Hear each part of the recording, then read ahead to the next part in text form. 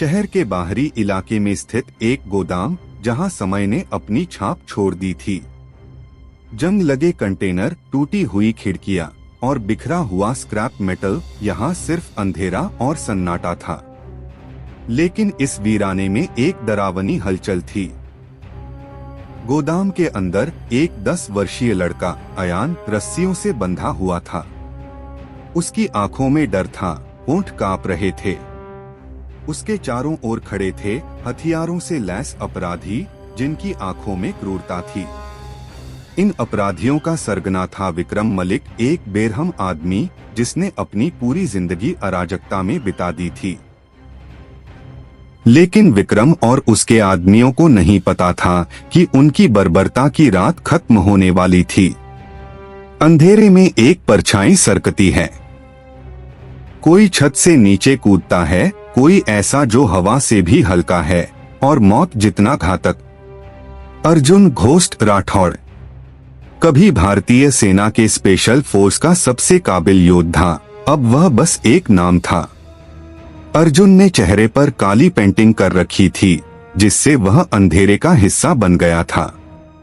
उसने चुपके से आगे बढ़ते हुए साइलेंसर लगी पिस्तौल से एक एक कर पहरेदारों को खत्म करना शुरू कर दिया।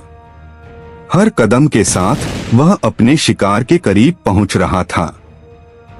जैसे ही अर्जुन आगे बढ़ा, एक आतंकवादी उसे देख लेता है और अलार्म बजाने की कोशिश करता है। लेकिन अर्जुन की रफ्तार बिजली से तेज थी। उसने अपनी चाकू आतंकवादी के हाथ में फेंकी, जिससे अलार्म बजाने से पहले ही वह नीचे गिर गया। लेकिन शोर सुनकर 4 और आतंकवादी बंदूकें लेकर दौड़ पड़े। अब लड़ाई खुलकर होनी थी।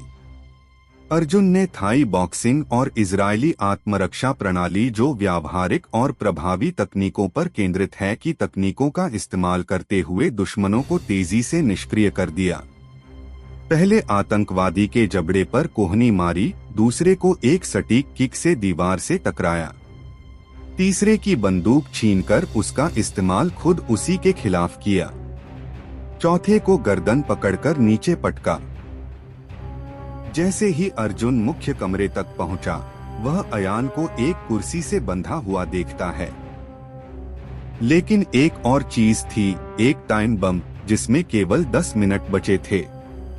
तू कौन है? विक्रम मलिक ने घूरते हुए पूछा।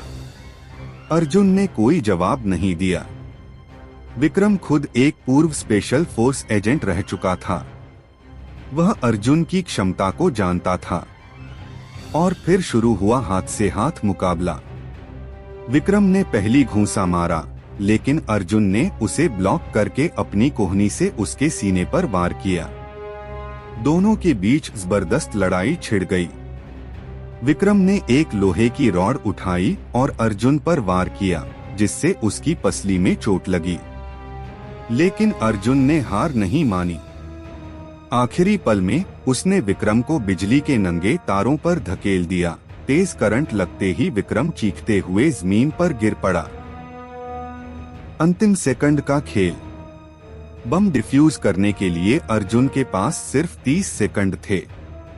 उसने अपने पुराने विशेष बलों के प्रशिक्षण को याद किया और तारों को ध्यान से देखा। 5 सेकंड, 4 सेकंड, 3 सेकंड। अर्जुन ने सही तार काट दिया, बम निष्क्रिय हो गया।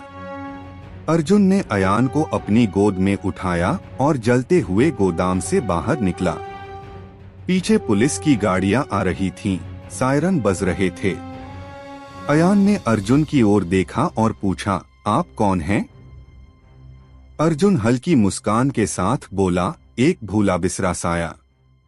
और फिर जैसे आया था वैसे ही अंधेरे में गायब हो गया, एक घोस्ट की तरह।